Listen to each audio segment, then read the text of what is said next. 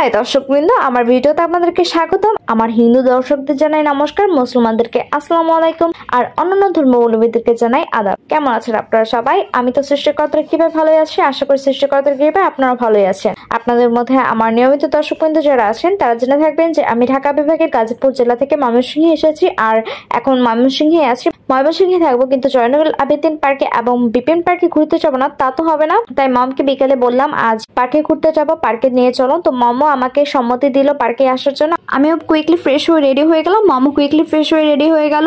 পরে রিক্সায় করে পার্কে নিয়ে আসলো, কারণ অলরেডি সূর্য ডুবে গেছে। হেঁটে আসলে সন্ধ্যা করিয়ে অন্ধকার হয়ে যেত, তাই রিক্সা দিয়ে তাড়াতাড়ি আসলাম। তাড়াতাড়ি আসার কারণ নদী দেখবো এবং পার্কে 1-2 ঘন্টা খানিক থাকবো। তো নদী দেখতে দেখতে সন্ধ্যা হয়ে গেল, এখন দোলনায় দুলতে যাবো।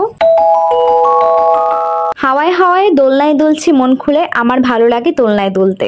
এই তো এসে পড়লাম দোলনায় দুলতে, কিন্তু এসে দেখি যেখানে আমার মতো ছেলে মেয়েদের দোলনায় দোলার কথা, সেখানে একটি কাপল দোলনায় দুলছে আর তাদের বেবি তাদের পিকচার তুলে দিচ্ছে। দুইটা দোলনাতেই প্রায় একই কাহিনী। কেয়ার করার আমি তাদেরকে ডিস্টার্ব না করে আমি দুলছি বাচ্চাদের দোলনায়, যে দোলনায় 3-4 বছর থেকে 8-9-10 বছরের বাচ্চারা তোলে। তারপর দেখলাম একটা দোলনা ফাঁকা হলো, সাথে সাথে আমি গিয়ে দোলনায় বসে পড়েছি এবং এখন দুলছি। দোলনায় দুলতে দুলতে আমার কাছাকাছি বয়সের একটা মেয়েও আমার সাথে দোলনায় দুলতে আসলো। দুইজনে অনেক দ্রুত গতিতে দোলনায় দুলছিলাম, ভালোই লাগছিল। কিছুক্ষণ পরে দুইটা বাচ্চা এসে আমাদের দোলনায় বসতে চাইলো, আমি উঠে গেলাম, কারণ অনেকক্ষণ ধরে আমি দোলনায় দুলছিলাম। এখন আমি যাচ্ছি শিল্পাচার্য জয়নুল আবেদিন জাদুঘরের সামনে, জাদুঘরের ভিতরে নয়, কারণ এখন রাতে শিল্পাচার্য জয়নুল আবেদিন জাদুঘর বন্ধ থাকে। আপনারা যারা কোনো জাদুঘরে গিয়ে থাকেন তাহলে জেনে থাকবেন যে সবগুলো জাদুঘরে 5টা কি 6টা বাজেই একদম বন্ধ হয়ে যায়। ঠিক তেমনই জয়নুল আবেদিন পার্কও 4টা-5টা বাজেই বন্ধ হয়। আমি শুধু বাইরের টুকু একবার দেখে চলে যাব।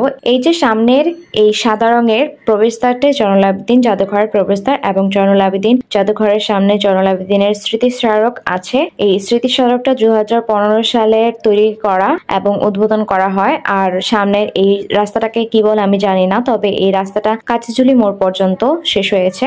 আমি কখনোই এই রাস্তা দিয়ে যাইনি। যাই হোক, আমি যেদিক দিয়ে এসেছি এখন সেদিক দিয়ে চলে যাব। ও হ্যাঁ, আরেকটা কথা, আপনারা কিন্তু ভাববেন না যে আমি কখনো জয়নুল আবেদিন জাদুঘরে যাইনি, কারণ আমি কয়েক বছর আগেই জয়নুল আবেদিন জাদুঘরের ভিতরে গিয়ে দেখে এসেছিলাম। বাইরেটা যেমন সাদা রং করা, ভিতরেও দেওয়ালেও তেমনই সাদা রং করা। জয়নুল আবেদিন জাদুঘরের ডান দিকে প্রবেশদ্বার, ওই ফটক দিয়ে প্রবেশ করে বাম দিকে জয়নুল আবেদিন জাদুঘর। এই জাদুঘরে অনেকগুলো কক্ষ রয়েছে, প্রতিটা কক্ষের দেয়ালে জুড়ে আছে শিল্পাচার্য জয়নুল আবেদিনের হাতে আঁকা বিভিন্ন ধরনের রং দিয়ে আঁকা বিভিন্ন ছবি। প্রত্যেকটা ছবিগুলো খুবই সুন্দর। আর কিছু কিছু কক্ষের মধ্যে আছে জয়নুল আবেদিনের হাতে আঁকা কিছু মৃৎশিল্প, মানে মাটির তৈরি শিল্পকর্ম, সেগুলো খুব সুন্দর।